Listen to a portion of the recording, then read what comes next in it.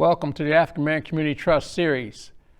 This is year of 2024 with this election and economic situation that Black Americans in will be most profound for this year. What we're going to do for this series for this year, introduce two things: economic justice, economic situations, and spirituality for consumer and capitalism. What we're going to try to do for these youth is put them in the right directions. We are actually losing a lot of our elders who had a lot of history, a lot of foresight that was never passed down to this current generation. What we're going to do now is introduce our women's series, in which we're going to introduce professionals, how they started in medicine. We're also going to introduce our next series will be economic strategies and how you would get out of debt and move forward into society. And our third series, we're going to introduce our power as a unity, as a voting bloc, not a strategy to vote one person or the other, our own agenda that we vote. Black Americans will pick the next president, 100%, because it's wherever we put our vote will be the next president, except we have to go in as a coalition, as a community with one voice of what we need to do. So I want to introduce you to our women's series of professional medicine, and you can take it there. African American Community Trust, Derek Price. Thank you, Derek. And we have with us, my name, I should say, first of all, is Gloria Pierce, and I'm a community activist and a member of Bethel Mennonite Church. And I am honored to be able to interview one of the leading ladies in her profession of dentistry, as well as many other areas in the community of helping and pushing along.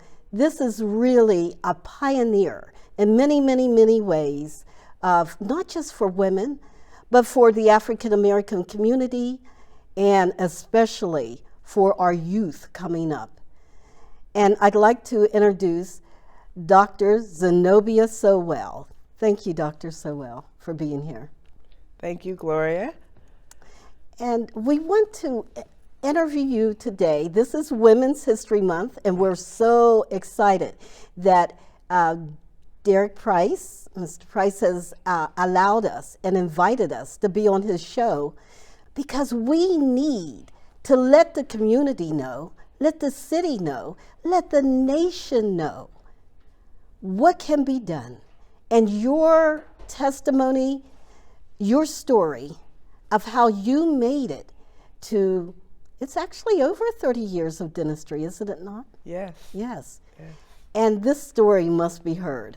So Dr. Sowell, would you please start off by telling us about your humble beginnings, where you were born, where you were raised, and then we're going to get into the meat of the potato, which is the story of how you got a love for dentistry. Sure, I'd love to tell that story.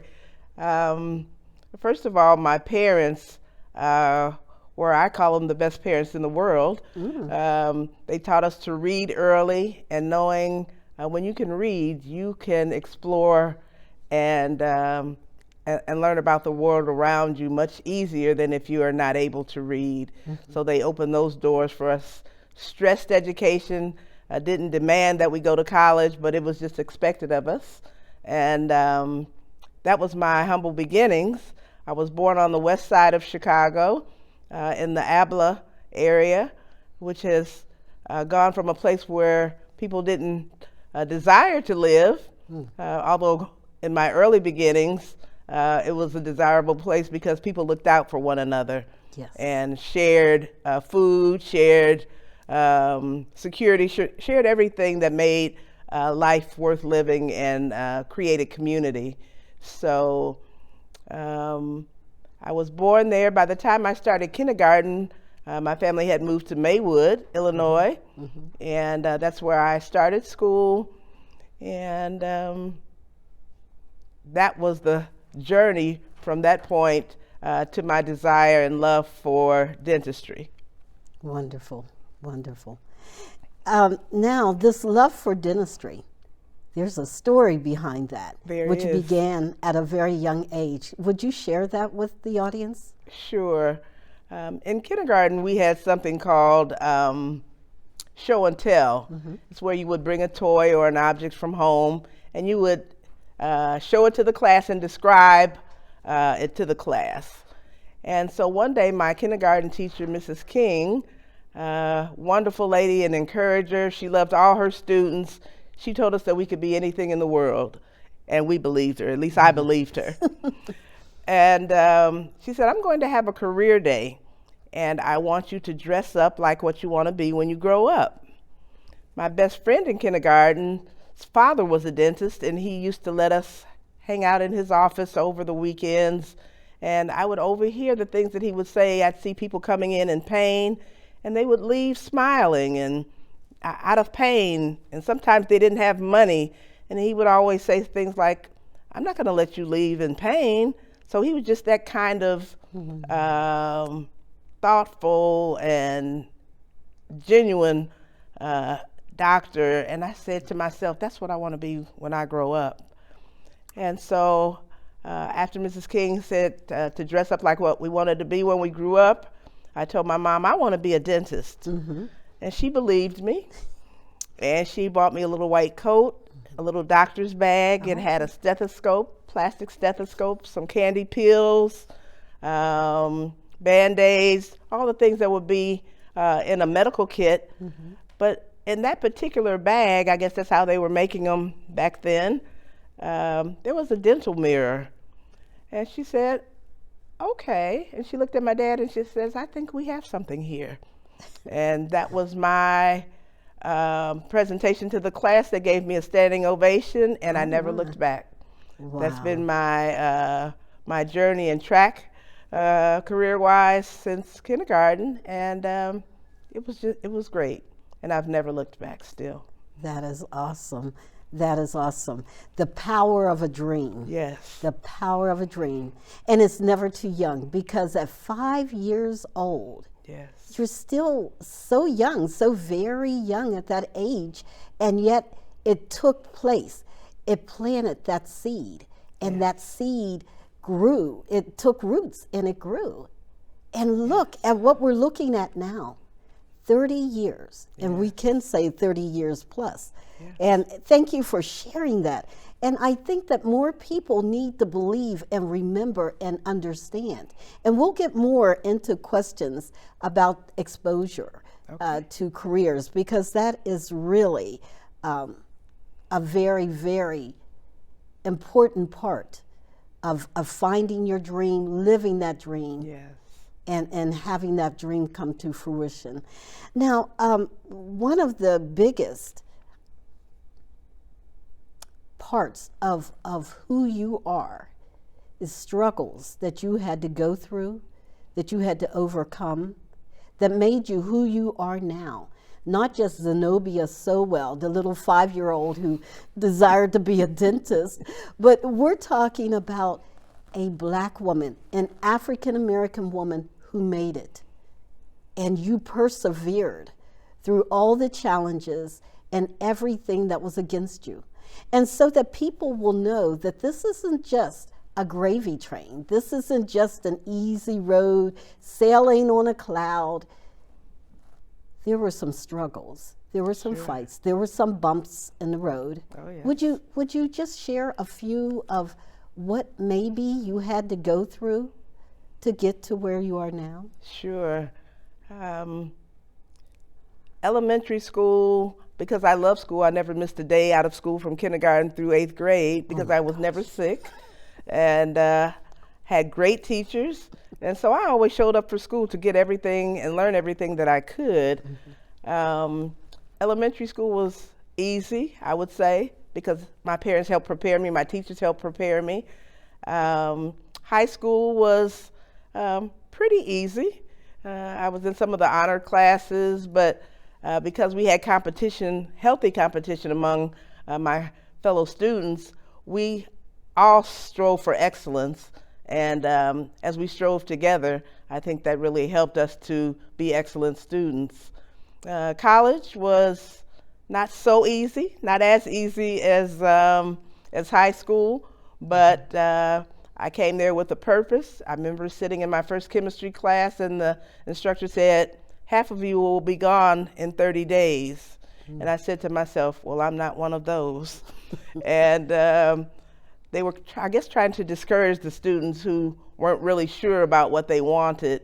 And I came in being sure that I came there for a purpose, and I wasn't leaving until I achieved my purpose. And that was to get my bachelor's in science, BS, and that was my track. Oh, fantastic. Now, could you elaborate just a little bit on the schools that you went to? Yes, Okay. I went to University of Illinois in Champaign-Urbana for undergrad. I was accepted at a number of other schools, Harvard being one of them, but I wanted to be with my friends. And so in reflection, my brother says, "What? You rejected Harvard?" Wow. But I wanted to stay close enough to home, but far enough so that I could concentrate on my studies and not be distracted by outside influences. So college was wonderful. I enjoyed it, made lifelong friends, pledged a sorority, Alpha Kappa Alpha, and we are still lifelong friends after 40 plus years. Oh, wow. And so it's been a wonderful part of my life. And from graduation after college, I decided that I wanted to travel the world, see the world, and so I worked as a research biologist at IIT before applying to dental school, and I got hired the same day that I went in.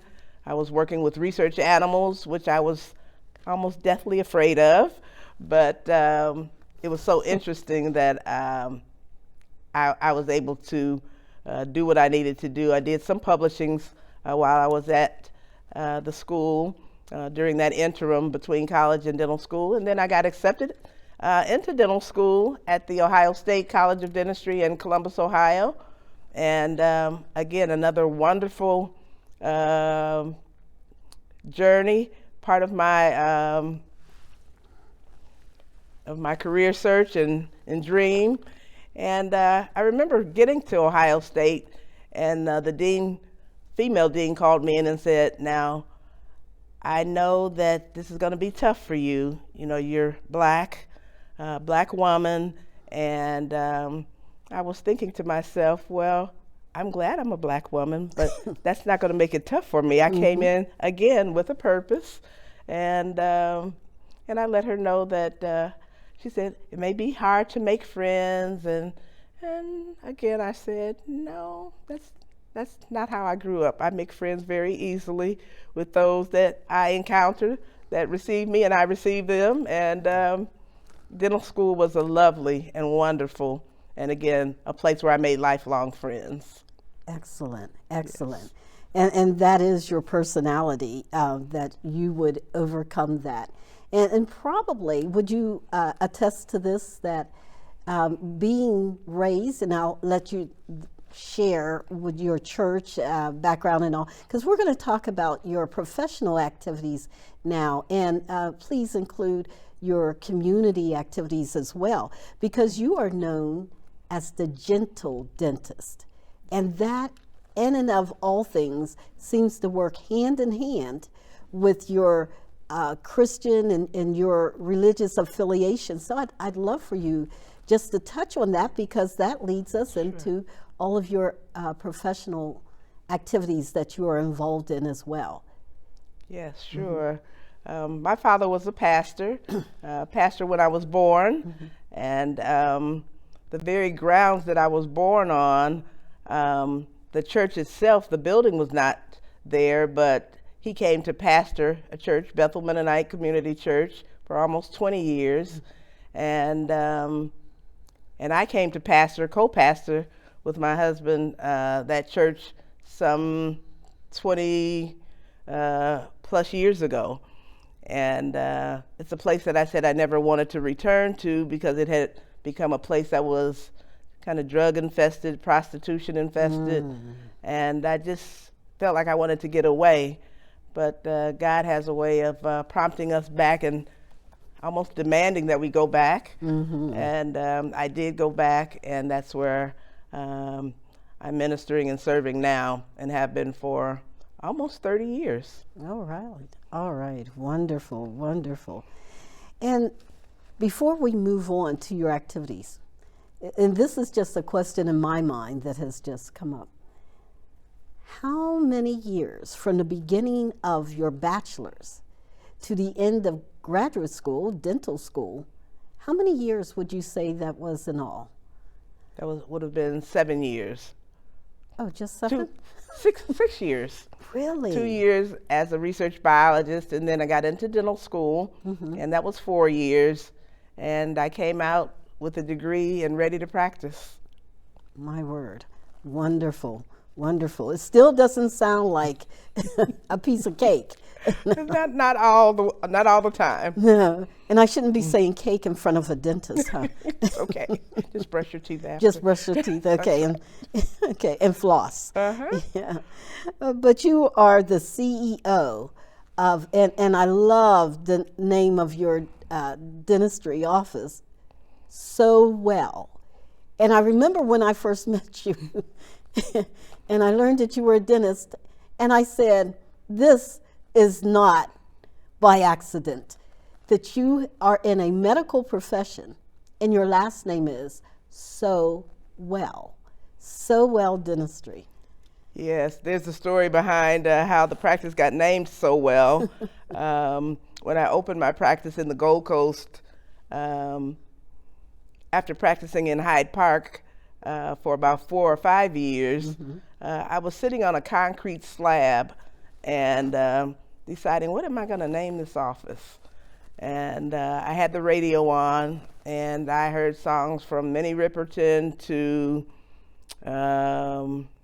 you name it, just songs. And in the songs, I often heard so well. They did it so well. Let's hear it for the boys. And everything, all the words were so well. And I hear the little voice saying, that's your name. I said, oh, I'll name it Sowell Dental Associates. And I did. And thanks to my dad with that name, I'm Sowell without the hyphen, S-O-W-E-L-L. And Sowell is S-O-W-E-L-L. So I give God all the credit for bringing that to my attention at a crucial time when I was trying to name the office. Fantastic. Thank you so much. Oh my goodness. And you weren't thinking that it just should be Sowell because your last name is Sowell. Never occurred to me. Never occurred to you. I come up with all other kinds of names that just didn't gel well with me. And Sowell did the ticket. Absolutely. So your struggles, here you are. How many black women were there in dentistry school? I believe I was maybe the 5th black woman to graduate from Ohio State. There were a few in the classes before me, but very few. My class was about 57 women, mostly white, a few other people of color, but yeah, I'm pretty sure I was somewhere in the top 10 to graduate from the Ohio State College of Dentistry. I then went to Case Western after graduation a few years and did a specialty in cosmetic dentistry. And that was life-changing, but really affected the things that I was able to do in my practice. So I'm very thankful for that opportunity as well. We were in the first class. You mentioned Pioneer early. They offered that class to a group of students, and I believe there were 3 of us from Chicago that flew once a month to Cleveland, shared rooms, shared food, and did that 1-year certification in cosmetic dentistry. The price that you paid, the price of becoming a dentist, And what did that cost you? Did you work in the evenings? Was your family just very supportive of you? Did you have scholarships and maybe a research assistantship or? I did, in my second year, I did get a scholarship. Well, actually, I got a scholarship to come, but it was minimal to Ohio State. And I had been accepted at another school, but when Ohio State called me back and said, we have a scholarship for you, I made a U-turn. And because I fell in love with the school the first time I visited the school. And I have no regrets of going there. It was life-changing. So Harvard, you lost out. Praise God. And you don't regret it. I don't regret it. That is awesome. And these successes that you've had, and we talk about a few of your successes, if I may, especially along the areas of your professional activities. You were in the National Small Business Association in 2020. One of the other ones was a very well-known international ministry that you serve on the board of elders. Yes. International. Yes. And if I can mention it, the Morsorella Ministries, yes. Yes. Yes. Yes. And so you've been very local and did things locally. But you've also done many global things as well. Could you speak a little bit about some of the missionary global, and this pulls in Bethel Mennonite, but some of the global ministry outreaches that you've had? And from there, I want to flow into some of the ways that you have opened doors for young women and young men to come into dentistry. So let's talk about the global ministry outreaches that you've done. Okay.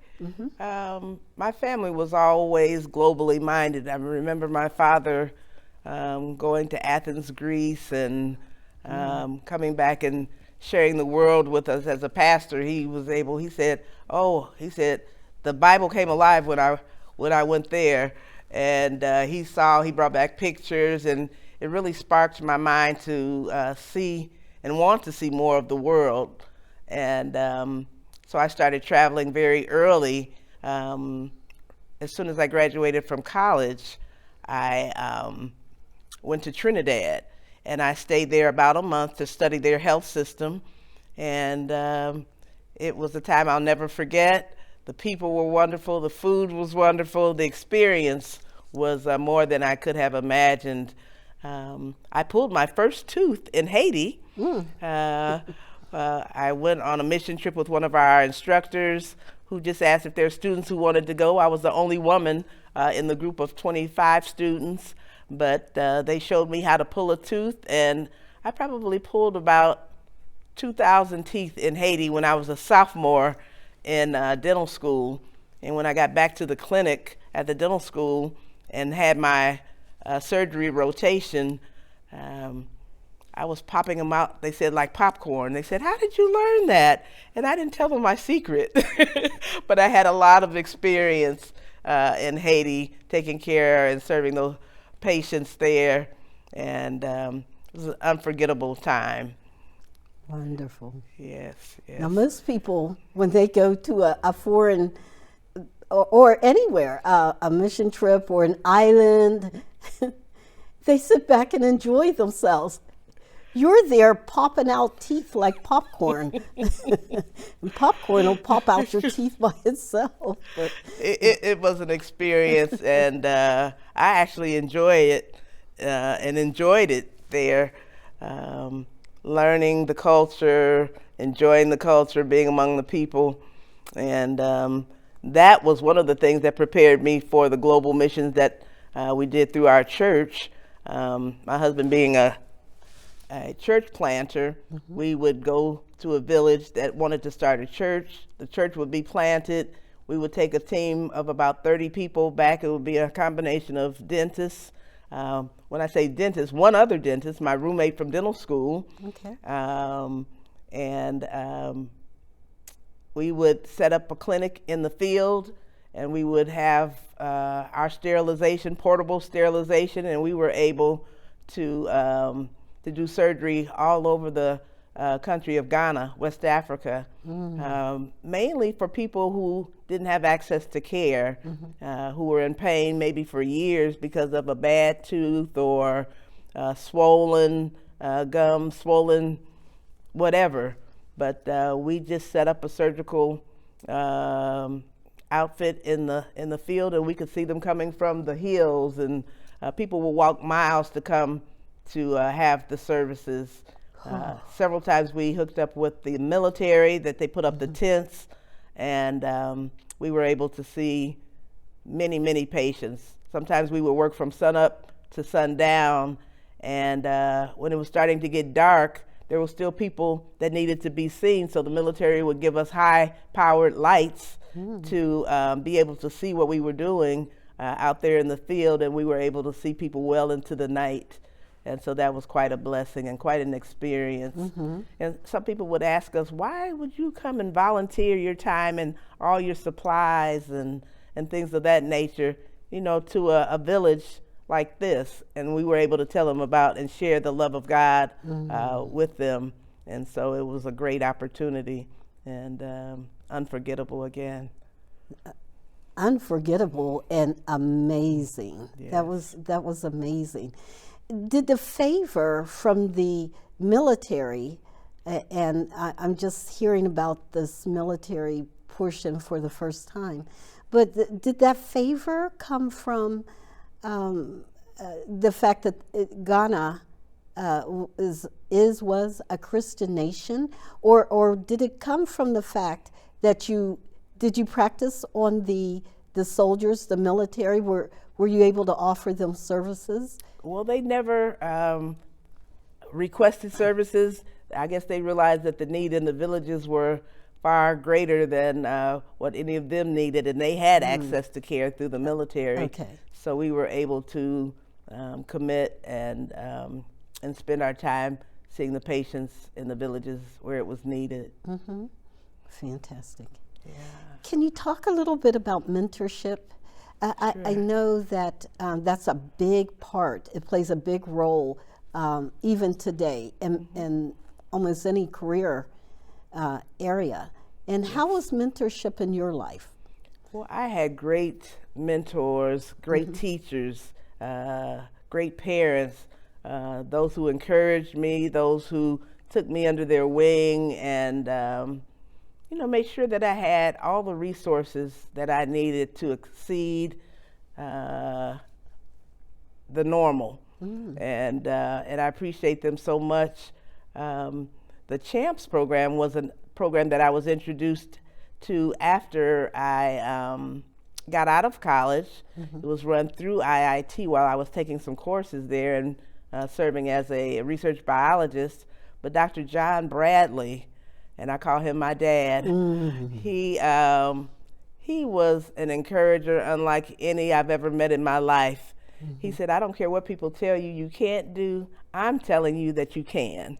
You focus on God, you focus on your dream, and you can't fail. And again, I believed him. And I salute Dr. Bradley to this day. For the Chicago Area Health and Medical Careers Program, Dr. Dennis Garrett now serves as the head for that organization. But I would say 90% of any dentist or doctor that's anywhere in the world, especially in the Illinois, Chicago area, they can, or we can, attribute our success to what we learned and the support that we had through the CHAMPS program.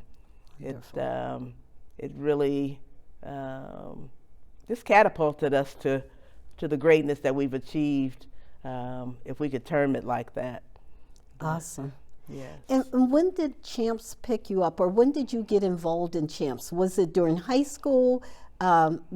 during the time of your bachelor's? Because I know you were in Ohio for some of your schooling. So when did you become involved in the CHAMPS program? It was, the program was stationed at, or stationed in IIT on the campus there, and I was taking some support classes in preparation for dental school. And so I met them before I went to dental school. And when I was in dental school, Dr. Bradley would come down and meet the dean and explain to him what CHAMPS was about. And anything I asked for from the dean of Ohio State, after meeting Dr. Bradley, they said, you can have it. Tell me what you need. Wow. And we would host the Student National Dental Association conferences, and we had housing for our students. Some of the doctors that were formerly or came through CHAMPS, they would come down and tutor the students.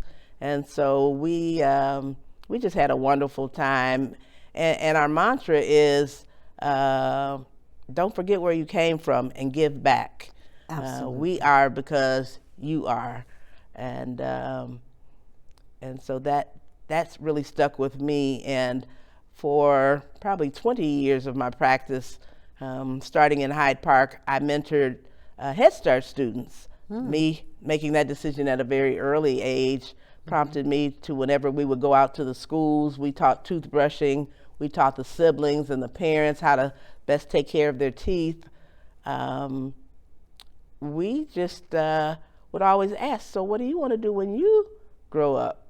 And one little girl said, I want to be a dentist. And my heart just, my heart throbbed. I said, well, we're going to follow you and encourage you along the way. And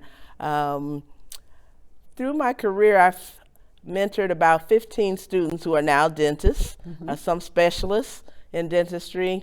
And they would come in my office and see if dentistry was really the decision that they wanted to make and the career that they wanted to pursue. And so I've been very blessed to see them progress, and they come back and call me mom, and so it's such a blessing. Yes, so much that you can do with that profession, and thank you for taking the time and the paying the price that some can follow in your footprints, because it couldn't be an easy, not just an easy decision, but also an easy route or road to follow. I was reading the other day about the number of women in dentistry, and I don't want to throw out the figure because I may have it wrong, but it seemed to be, if I read it correctly, something like 3%. It's much too low. Yes. Yes. And that was of black women, Okay. and dentistry. And I thought to myself, 3%? Oh my gosh. Yeah. The number of women are low anyway in the profession. Yes. However, just thinking from way back, and I don't know if this is your experience or not, and it may not be true, so I'm going to throw this out. This is what I call a Gloria-ism. Okay. And I remember some of the, from some of my background and all in education, and some of the best instructors and all, and programs that we had helping us through college and undergraduate school and all. But there was a Italian couple. They were from Italy, and they totally different mindset from traditional Americans born and raised in America. And one of the things that he taught us, Dr. Bentavania, and one of the things he taught us was not only that you could do it and you could become whatever, but he was saying in his country, in Italy, most of the women, or most of the dentists, a lot of the dentists were women. And he said it made sense because our hands are smaller. Yes. So when you stick those fingers in the mouth, yeah, it makes sense. It makes sense. Yes. Yes. And dentistry having been a male-dominated profession, there was a lot of kickback. I faced in my early years of practice. I was practicing at Hyde Park Hospital, and I remember a man coming in. He was swollen. out to here, and he said, I want to see the dentist. And the receptionist said, well, she's right here. He said, she? I'm not seeing no woman dentist. Oh, no. She said, but sir, you're swollen. I don't care. I'm not letting a woman look in my mouth. And he left. And I wonder what happened to him, because he was very swollen to the point where Oh, my he gosh. was probably in danger of some very strong infection that could have killed him. Oh, my gosh. But so those kinds of things that I experienced early on really made me understand that we have to educate our community, we have to educate our families, and I also trained the dental school, or the dental assistants at all of the dental assistant schools in Chicago from the probably mid 80s to at least early into the 2000s. They would come and they would do an internship or an externship in my office, and many of them I hired because they would learn the ins and outs of dentistry after going through a short period of training, and that was very rewarding. Not only did I hire some of them who excelled, some of them have become dentists, because they said, I love this profession, and again, that warmed my heart. And so I'm just thankful for the opportunity to have been able to impart some of what I had learned and have learned in dentistry. I have to mention also Dr. Herbert C. Harris allowed me to work in his office as an associate early, before I opened my own practice. And his nephew, Dr. Brownlee, I worked in both of their offices while I was learning the ins and outs of clinical dentistry, and little did I know that he was the beloved husband of Dr. Mildred C. Harris. Yes. And came to know that. I had gone to many of her prayer breakfasts around the city, and that connection was a God ordained and just a favor that I experienced early on in my career. But he was an excellent teacher. Excellent. And yes. I'm very blessed to have had him pass my way and me pass his way. That is awesome. And that does sound like it's very, very God ordained. Yes. Dr. Harris and Dr. Brownlee, what a wonderful opportunity right there. Yes. Yes, absolutely. And as you're telling me and sharing this with me, you mentioned something about the man. Now, two things. Let's talk about a little bit of a hard subject, if you would, please. Sure. One of them is any type of prejudice or discrimination, not just as a Black woman, African American woman, but also as a woman per se, because that was an excellent example of what you come upon. Did you come upon it often? You know, I would say I came upon it sometimes, but I never looked at myself as a Black dentist. I said I was a dentist that happened to be Black. And so I approached my patients with love, with the caring, with the expertise that, I'd been given. And I treated everybody as if they were a human being, and with my objective to give them the best treatment that I could. So I never locked myself into a title. When I moved from Hyde Park to the Gold Coast, I got a lot of criticism that said, you can't go into a white neighborhood and expect to be successful. And I said, well, why would you say that? And they said, because you're a Black dentist and you're a female. And I said, well, that's all the better. And so sure enough, the location was ideal, still ideal, and it's been a great place to practice. And I've been in that location now 30 years, and we'll be celebrating that next month, in fact. Absolutely. And what is that exact address there at the? Oh, where my office is, Offices? 1122 North Clark Street. Right, Yeah. right. And you did Hyde Park and now the Gold Coast, and you're just breaking all types of barriers as you're coming along, and that's fantastic, and it makes a difference. Yes. You know, as a sociologist, social work background, one of the things that is said is that Chicago had the reputation of being the most hyper-segregated city in the U.S. I'll never forget that in grad school. That was one of the things that hyper-segregated, not Mississippi, you know, not somewhere down in Tennessee, but Chicago. Wow. And so for you to make those type of advances and break those type of barriers and to make it work, and I would say that took a lot of God. That was God right there. God's favor. I just got a call last week that from the Ritz-Carlton. They said, we got word that you're a person to know, and we'd like to have you be in our Ritz-Carlton magazine. And for all the employees, for all of the guests that come to the Ritz-Carlton who need a dentist, we'd like to promote you as our dentist. And I was like, well, thank God, thank you. My and goodness. So it's quite an opportunity. Absolutely. What a blessing. And I give God all the glory. Yes. Yes, he definitely deserves all the glory for that. Now, Dr. Gentle Dentist, why don't we do a recap? Let's go back a little bit and Sure.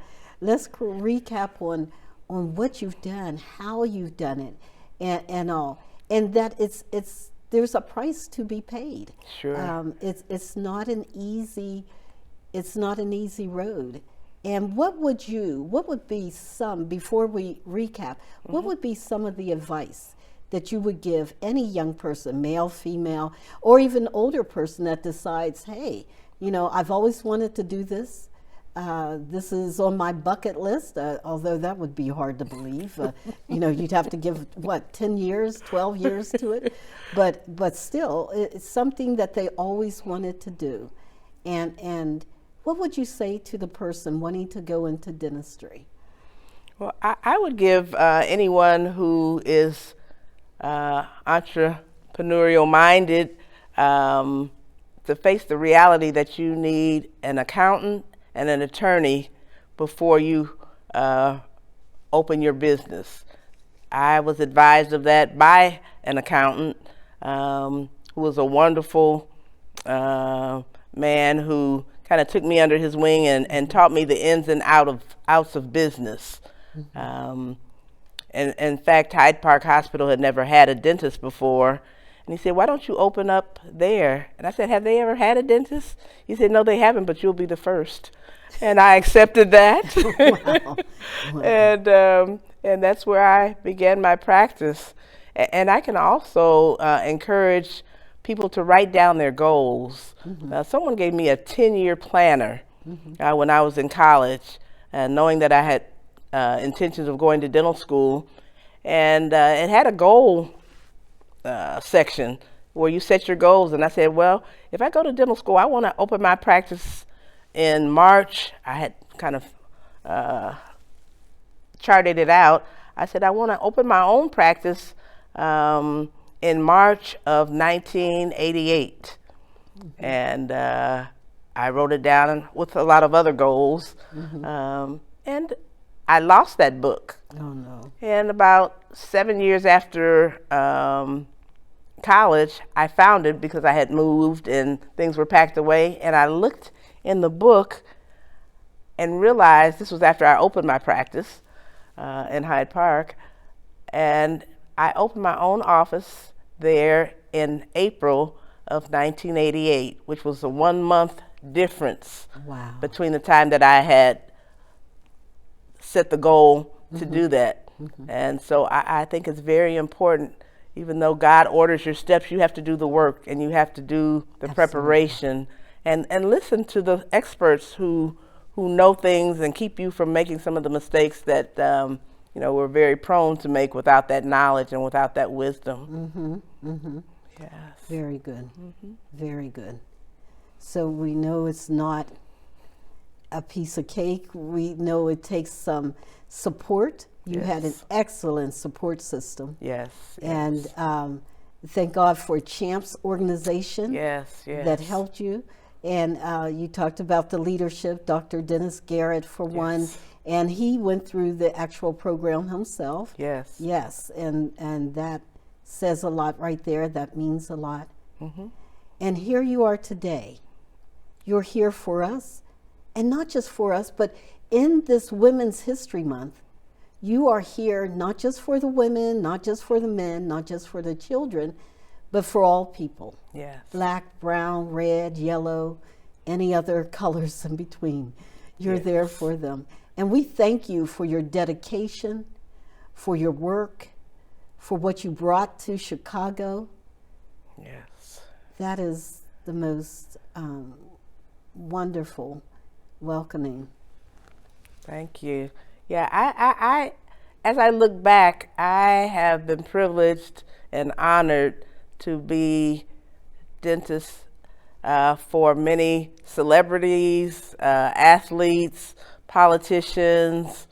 And I never would have dreamed, you know, the favor that I'd be given. I was elected or nominated and received the award for Dentist of the Year in 2016 under the auspices of Congressman Danny K. Davis, and now serve as the governor for our American Multi-Ethnic Coalition that embraces and empowers minorities of all types, all colors, for the last 7 or 8, probably almost 10 years now.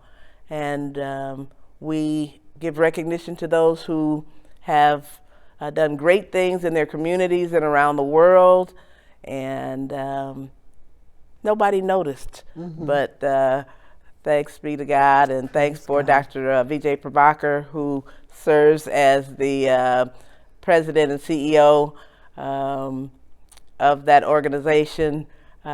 We go around the country honoring people, and this is almost the end of March. We just initiated or awarded Women in Washington, D.C. Yes, I heard about in that. honor of International Women's Month.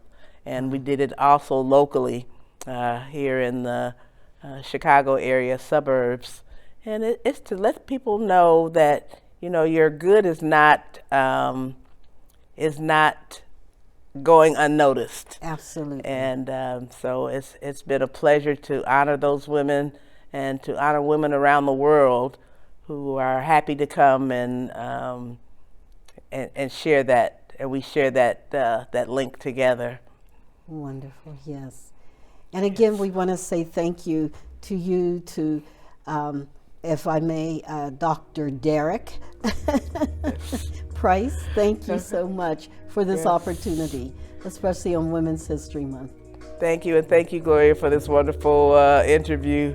I didn't know there was so much in me, but you allowed me to share that. Thank you. That's the pastor coming out. And thank you to Derek Price as well. Yes, and CAN TV. Thank you. Yes, and CAN TV. Thank you.